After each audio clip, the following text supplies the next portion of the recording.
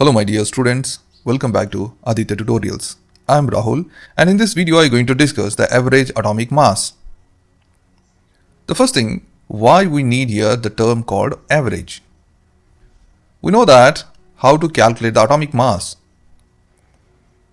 But we know that the atom exists single, right?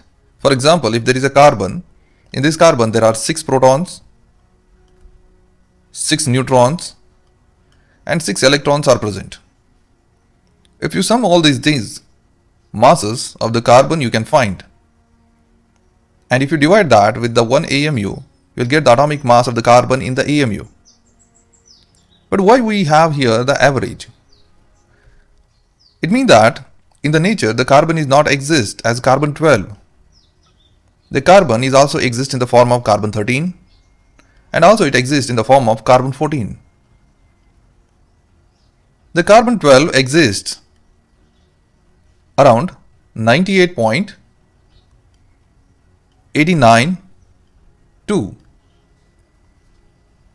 whereas carbon 13 contains 6 protons, 7 neutrons and 6 electrons, and its percentage in the nature is 1.108.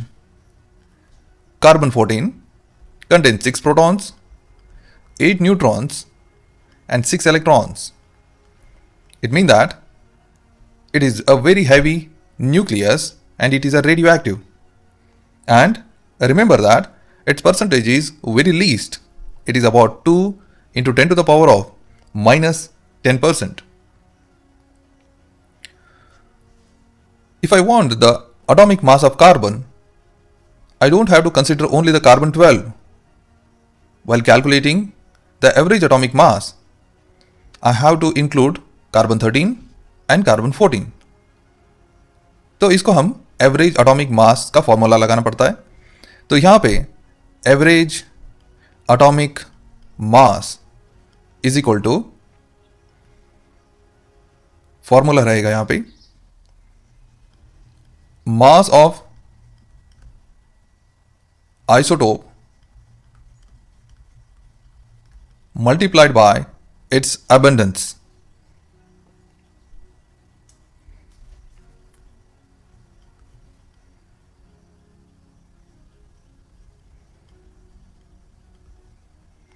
Plus mass of isotope, that should be another isotope, into its abundance. So whole divided by, that is 100. Let's see here what we have. Carbon having 3 isotopes, carbon 12, carbon 13 and carbon 14. For that I have a formula here. Average atomic mass of carbon is equal to 12. This is the mass of carbon 12 multiplied by its abundance in the nature, that is 98.892 plus 13.00335 is the atomic mass of the carbon 13 multiplied by its abundance, that is 1.108. Plus we have here 14.00317. It is the mass of carbon 14 multiplied by its proportion, that is 2 into 10 to the power of minus 10. All divided by 100. At the end we get the answer, that is 12.011. This is the atomic mass of carbon. It is not atomic mass of only carbon 12. We are considering entire carbon constituents in the nature that contains 3 isotopes. We can take one more example. By that you can remember it. Chlorine having 2 isotopes. One is chlorine 35 and another is chlorine 37. Chlorine 35 exists in the nature around 75.77. And यहाँ पे that is chlorine 37 exists around 24.23 students. These are the two isotopes. Okay. Nature में अगर आप chlorine को collect करोगे environment से आपको मिलेगा अराउंड 75.77% ऑफ Cl35 रहेगा और 24.23% Cl37 रहेगा. ये दोनों आइसोटोप दो डिफरेंट रेशियो में रहेंगे. तो अभी Cl35 का जो एक्चुअल मास है मोलर मास वो रहेगा 34.9689. ओके. और यहाँ पे 37 का जो मास है molar mass that is here 36.9659 रहेगा. ठीक है. तो अब हमको कैलकुलेट करना है एवरेज एटॉमिक मास. तो यहां पे लिख दूंगा average atomic mass. So that is equal to, यहां पे लिखना है उसका परसेंटेज या फिर पहले हम लेंगे molecular that is molar mass. So Cl35 I will right first Cl35 into its percentage that is 75.77 plus Cl37 multiplied by its percentage that is 24.23 and whole divided by 100.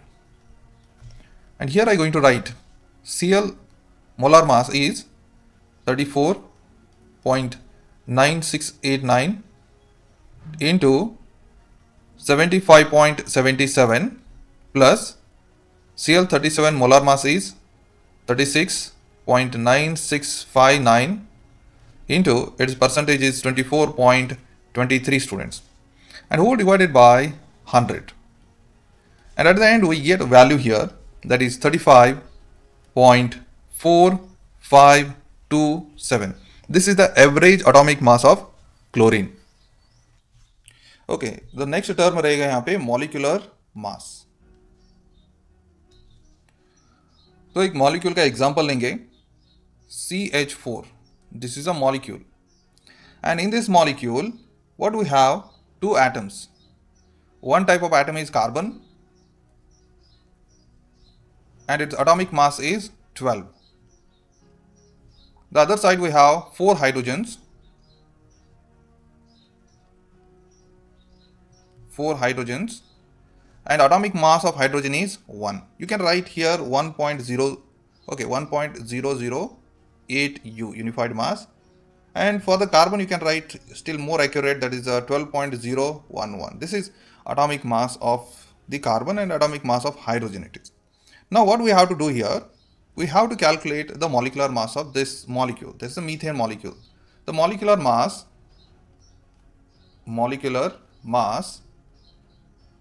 of methane, I'm going to write here methane. The name of the molecule is methane. You can write this simply as CH4.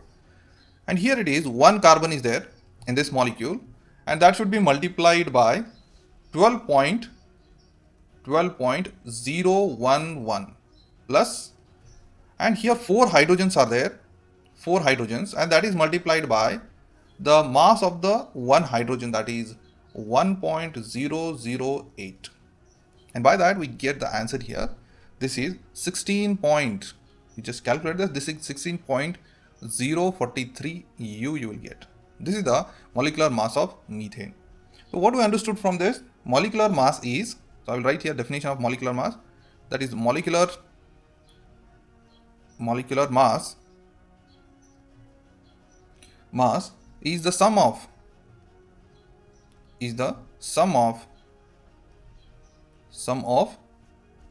atomic masses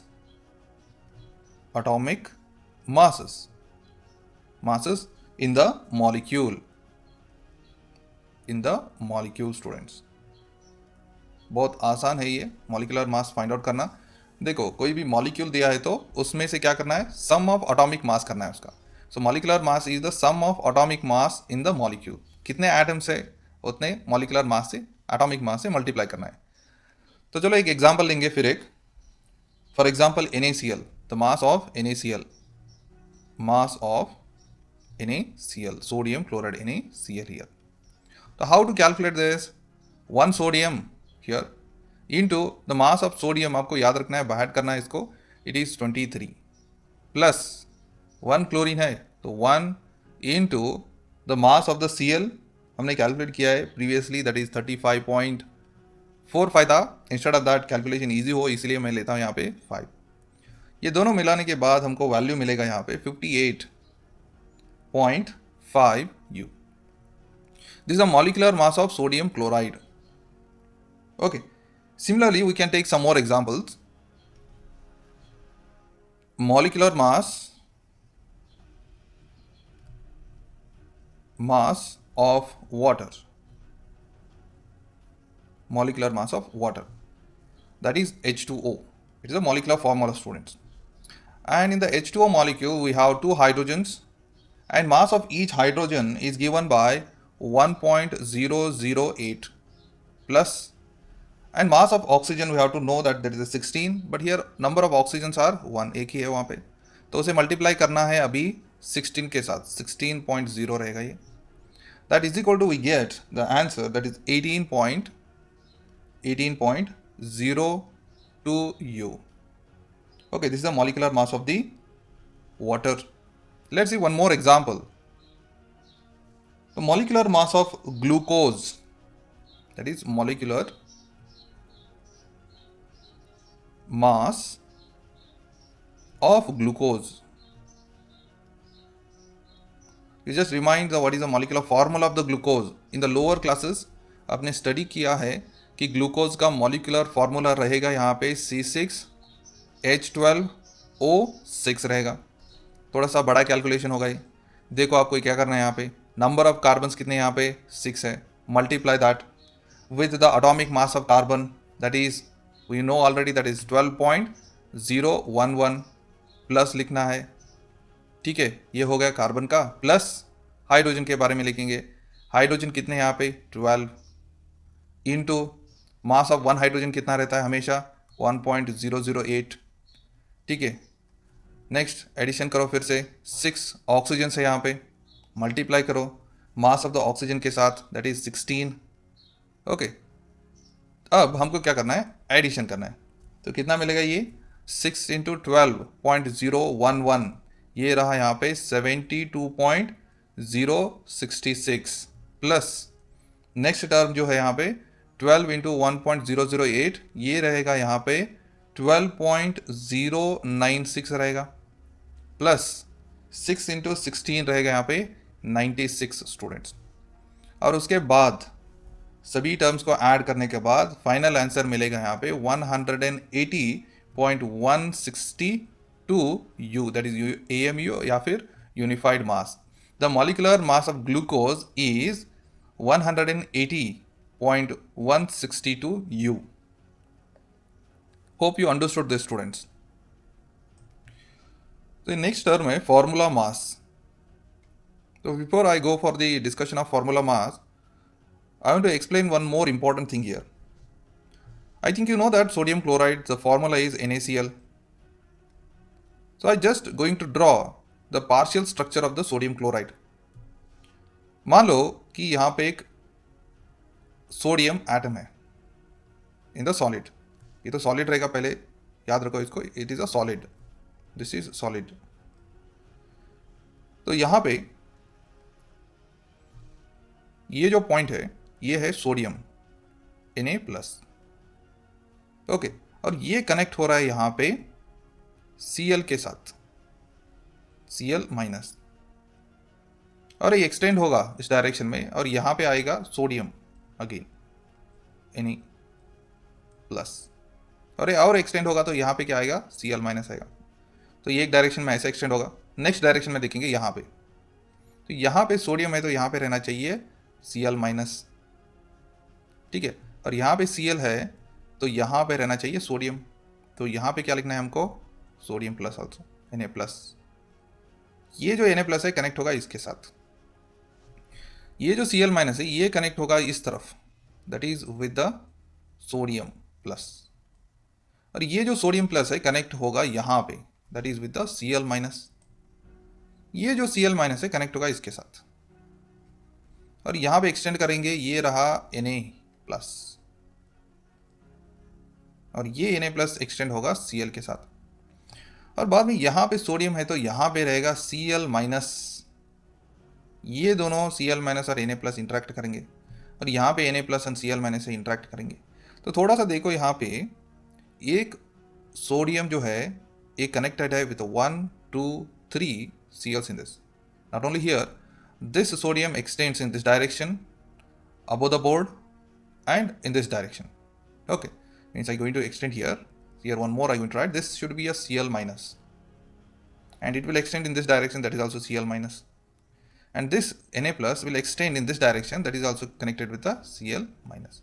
So with the one Cl, how many are there? You just check. This is 1 2 3 4 5 6. There are 6 Cl atoms are surrounding the Na plus. I just write here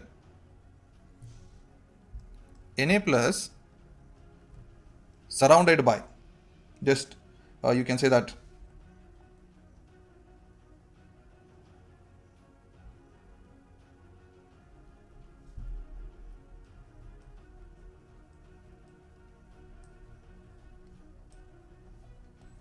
by 6 Cl minus, या फिर Cl minus का अगर consider करोगे तो वहां पे भी it is surrounded by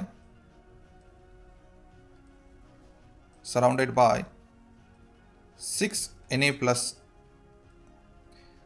So in such cases we're not able to calculate the molecular mass because sodium chloride जो है it is not exist as NaCl, only इतना नहीं रहेगा, ये रहेगा 3 डायमेंशनल नेटवर्क में रहेगा, जैसे यहाँ पे ये 3 डायमेंशनल बड़ा सा नेटवर्क रहेगा ऐसा। तो इस केस में हम मॉलिक्यूलर फार्मूला कैलकुलेट नहीं कर पाए, तो उस वजह से यहाँ पे इस टर्म को अवॉइड करने के लिए हमारे पास है फार्मूला मास। ओके, सो याद रखो हम फार्मूला मास कहाँ पे अप्लाई करते हैं। तो अगर कोई मॉलिक्यूल जाइंट है और that is surrounded by many number of ions, तो तब हम फार्मूला मास अप्लाई करते हैं। The formula such as NaCl is used to calculate the formula mass instead of molecular mass, students. Only in the solid state. The sodium chloride का मैंने पहले ही बता दिया है molecular mass कितना होता है, that only a formula mass here. The formula mass is equal to, that is 23.0, that is the mass of the sodium. You have to remember it is given in the periodic table by heart that. And उसके बाद Cl का मास रहेगा 35.5 और overall हमको मिल गया यहाँ पे 58.5 U आएगा। अंडरस्टूड। तो देख लो एक ही डिफरेंस है, मॉलिकुलर मास और फार्मूला मास का डिफरेंस क्या है। कोई मॉलिक्यूल है अगर सिंगल ऐसे एग्जिस्ट कर रहा है, NaCl ऐसे एग्जिस्ट कर रहा है, तो उसको मॉलिक्यूलर मास लगाएंगे। अगर ये सिंगल नहीं है, एग्जिस्ट नहीं है, surrounded with many number of interactions, तब हम अप्लाई करेंगे formula mass. Student, hope you understood this. First of all let's understand that what is the mole.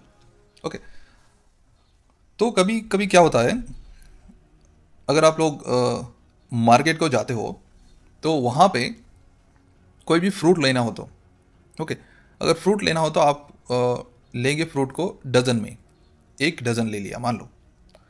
तो अगर मेरा क्वेश्चन है यहाँ पे 1 डजन में कितने फ्रूट्स आ गए, तो आपका सीधा आंसर रहेगा 12।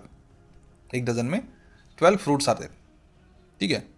तो अगर मैं मान लूँ कि आपने 10 डजन ले लिया, यू हैव टेकन 10 डजन्स, तो अगर मैं पूछूंगा तो 10 डजन में कितने हैं फ्रूट्स, तो आप सीधा बोलोगे यहाँ पे 1 डजन में तो 12 थे। ओके, 12 थे, तो मैंने 10 डजन लिया है, तो इसलिए ये मल्टीप्लाई होगा 10 के साथ और यहाँ पे बनेगा 120। अब थोड़ा सा रिवर्स करूँगा यहाँ पे, मान लो कि आप मार्केट को जाके 60 फ्रूट्स लेके आए हो, यू हैव 60 फ्रूट्स। ओके, तो मेरा क्वेश्चन रहेगा कितने डजन्स लेके आए हो।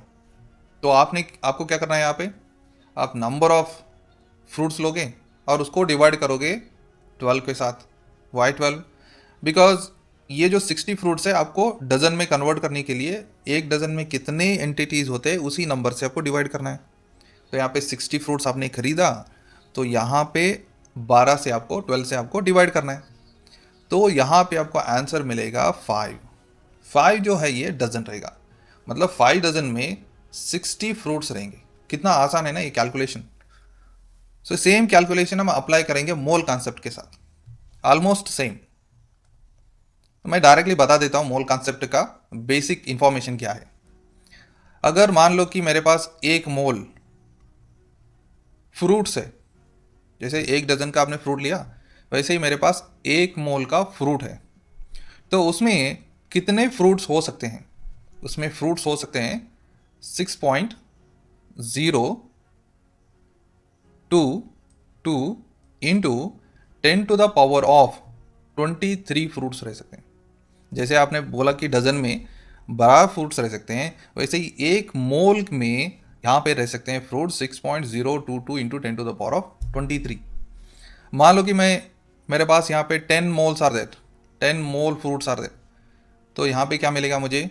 6.022 इंटू 10⁻23 मल्टीप्लाइड बाय 10। तो ये क्या बनेगा यहाँ पे? 6.022 इंटू 10⁻24 बनेगा ना ये, क्योंकि 10⁻1 रहेगा यहाँ पे। 23 + 1 24 हो गया। मान लो कि मेरे पास यहाँ पे नंबर ऑफ फ्रूट, ऐसे रिवर्स कैलकुलेशन करेंगे। देखो यहाँ पे मैं डिवाइड करके लेंगे, ये रहेगा 3.011 इंटू 10⁻23 फ्रूट्स मैंने लिए। मतलब कितने मोल्स ऑफ फ्रूट्स है वहाँ पे, आपको क्या करना है यहाँ पे? यस, तो आपको वैल्यू लेना है यहाँ पे, दैट इज 3.011 इंटू 10⁻, ये फ्रूट्स मैंने लिए यहाँ पे, ये रहा फ्रूट्स। तो कितने मोल्स में कन्वर्ट करने के लिए मुझे इसको डिवाइड करना है, यहाँ पे 10⁻23 इसको डिवाइड करना है। तो 1 मोल का जो वैल्यू था, जैसे आपने बोला यहाँ पे 1 डजन में कितना वैल्यू था? 12 था, है ना। तो 1 मोल का कितना वैल्यू था यहाँ पे? 6.022 इंटू 10⁻23 है। तो इससे हम डिवाइड करेंगे तो हमको मिलेगा यहाँ पे 6.022 इंटू 10⁻23 रहेगा।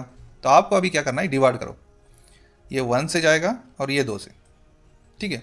मतलब ये आ गया यहाँ पे 0.5 आ गया, 0.5 मोल। और अगर मेरे पास 0.5 मोल है, जैसे हाफ डजन में 6 रहते हैं, वैसे 0.5 मोल में 3.011 इंटू 10⁻23 फ्रूट्स रहते हैं। Instead of fruits they may be atoms. Okay students, या फिर मॉलिक्यूल्स,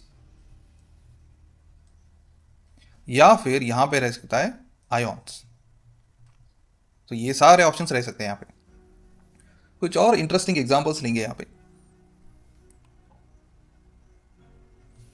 मेरे पास यहाँ पे 1 मोल्स ऑफ एटम्स है। तो एटम के नंबर कितने रहेंगे यहाँ पे? 6.022 इंटू 10⁻23 एटम्स रहेंगे। 1 मोल ऑफ एटम का मतलब है 6.022 इंटू 10⁻23 एटम्स। अगर मान लो कि मेरे पास 1 मोल ऑफ कोई भी मॉलिक्यूल है, तो यहां पे रहेगा 6.022 इंटू 10⁻23 मॉलिक्यूल्स रहेंगे, ठीक है। या फिर मेरे पास 1 मोल ऑफ आयोन्स, या फिर आयोन, तो उसमें रहेंगे यहाँ पे 6.022 इंटू 10⁻23 आयोन्स रहेंगे, जैसे फ्रूट्स, ठीक है। एक एग्जांपल लेंगे यहाँ पे, एक particular example. 1 mole of oxygen atoms is equal to, देखो 1 मोल ऑफ ऑक्सीजन एटम, जैसे आपने 1 डजन ऑफ ऑक्सीजन एटम्स ले लिया तो वहां पे 12 ऑक्सीजन रहेंगे ना, वैसे 1 मोल ऑफ ऑक्सीजन एटम आपने ले लिया तो उसका वैल्यू रहेगा यहाँ पे 6.022 इंटू 10⁻23 ऑक्सीजन एटम्स रहेंगे। Oxygen atoms students. अगर मैं मॉलिक्यूल ले लिया तो 1 मोल ऑफ ऑक्सीजन मॉलिक्यूल, मान लो ऑक्सीजन मॉलिक्यूल लिया है, तो उसमें रहेगा यहाँ पे 6.022 इंटू 10⁻23 23 ऑक्सीजन मॉलिक्यूल्स रहेंगे, ऑक्सीजन मॉलिक्यूल्स। ओके, ठीक है। अगर आयोन्स लेंगे तो सेम ही रहेगा वहाँ पे। तो थोड़ा सा एक टर्म अलग करके देखेंगे, तो यहाँ पे कुछ टर्म्स आएंगे, आपको डेफिनेटली याद रखना है इसको। ग्राम एटॉमिक मास, ये बहुत इंपॉर्टेंट है। ग्राम एटॉमिक मास, बहुत इंटरेस्टिंग है ये, gram atomic mass. So 1 gram atom, gram atomic mass is equal to 1 gram atom. 1 gram atom. तो ग्राम एटॉमिक मास या फिर 1 ग्राम एटम, दोनों टर्म सेम रहेंगे यहाँ पे। इसका मीनिंग क्या है? इसका मीनिंग है 1 ग्राम एटम का मीनिंग है, या फिर ग्राम एटॉमिक मास का मीनिंग है 1 mole of atoms, 1 mole of atoms. So 1 mole of atom का वैल्यू कितना रहता है? 6.022 into 10 to the power of 23 atoms रह सकते हैं, एटम्स। सो 1 ग्राम का मतलब यहाँ पे 1 मोल ऑफ एटम है, 1 मोल ऑफ एटम का मतलब है यहाँ पे 6.022 into 10 to the power of 23 atoms. Similarly अगर ग्राम मॉलिकुलर मास है तो वो रहेगा, यस, 1 ग्राम मॉलिक्यूल रहेगा, वो भी रहेगा 1 मोल ऑफ मॉलिक्यूल, और 6.022 into 10 to the power of 23 molecule रहेगा। ठीक है, that is known as gram molecular mass. Right here, gram molecular mass, that is equal to 1 gram molecule, 1 gram molecule. Students 90% student यही पे confusion कर लेते हैं। Gram molecular mass is equal to 1 gram molecule, उसका मतलब है 1 mole molecules, 1 mole of molecules. तो ये कितने रहेंगे? 6.022 into 10 to the power of 23 रहेगा, 23 मॉलिक्यूल्स। तो यहां पे कुछ फॉर्मूलाज, मान लो कि यहां पे आपको चाहिए नंबर ऑफ मोल्स चाहिए। If you want number of moles, कैसे कैलकुलेट करोगे? नंबर ऑफ मोल्स कैलकुलेट करने के लिए हमको चाहिए मास, चाहिए मास डिवाइडेड बाय मॉलिकुलर मास या फिर atomic mass. Okay, so number of moles of atoms चाहिए, तो हमको कैलकुलेट करने के लिए क्या चाहिए? नंबर ऑफ दो एटम का जो गिवन मास रहता है divided by molecular mass. I will write here W given divided by atomic mass या फिर molecular mass, that is simply I write here M. तो ये थोड़ा सा कंफ्यूजिंग है, तो हम थोड़ा सा क्या करेंगे, यहाँ पे एक एग्जांपल लेके सॉल्व करेंगे। देखो, molecular mass of 1 mole of the substance in a gram, molar mass is the mass of 1 mole of substance in a gram. ये स्टेटमेंट आपको कहीं पे तो लिख के लगाना पड़ेगा। देखो कितना इंटरेस्टिंग है। Molar mass is the mass of 1 mole, mass of 1 mole of a substance,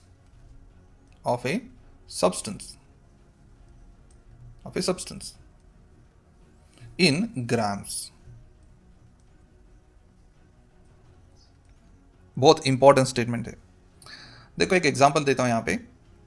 example H2O, इसका मॉलिकुलर मास क्या है? 2 hydrogens plus 16 for the oxygen, that is equal to, yes, 18। तो प्रीवियसली मैंने एक्यूरेट सॉल्व किया वहाँ पे, that is taking hydrogen mass is 1.008, तो यहाँ पे मैंने 1 लिया है, सिर्फ कैलकुलेशन सिंपल हो इसलिए। तो आपको मिलेगा यहाँ पे 18, दैट इज यू, यूनिफाइड मास रहेगा, हमने कैलकुलेट कर लिया है पहले। सो 18 एक नंबर है। अभी अगर वाटर को एक कंटेनर में लेना है मुझे, और उसको एक वेइंग मशीन में डालना है और उसको वे करना है, तो वेइंग मशीन में मुझे कितना चाहिए? 18 ग्राम चाहिए, that should be displayed on the screen. Okay, एक वेइंग मशीन में हमको वाटर को कलेक्ट करना है, तो यहाँ पे this is the water and this should be 18 gram. Students, जब आप 18 ग्राम कलेक्ट करोगे ना, तो उसके बाद आपको क्या करना है, इसमें से हर एक मॉलिक्यूल को काउंट करना है। ओके, आप अगर बैठ के काउंट करोगे ना तो कम से कम एक 500 साल लगेंगे, कम से कम 500 साल लगेंगे, तो काउंट करना पड़ेगा। तो अगर काउंट करोगे तो उसमें नंबर्स मिलेंगे आपको। सरप्राइजिंगली ये नंबर आपको पता है, ये रहेगा 6.022 इंटू 10⁻23 रहेंगे। Very interesting it is. अगर 18 ग्राम वाटर ले लिया ना, उसके मॉलिक्यूल्स रहेंगे इतने, 6.022 इंटू 10⁻23। नॉट ओनली दिस, मान लो कि आपने एक दूसरे कंटेनर में, यहाँ पे इस कंटेनर में आपने हाइड्रोजन गैस लिया है और उसके एक दूसरे वेइंग मशीन में आपने कैलकुलेट कर रहे हो या फिर मेजर कर रहे हो, तो उसके ऊपर यहाँ पे देखो hydrogen gas you are taken, so this is hydrogen gas you are added. So कितना ऐड करना है यहाँ पे, हाइड्रोजन 2 है यहाँ पे, 2 ग्राम आने तक आपको वे करना है हाइड्रोजन गैस को।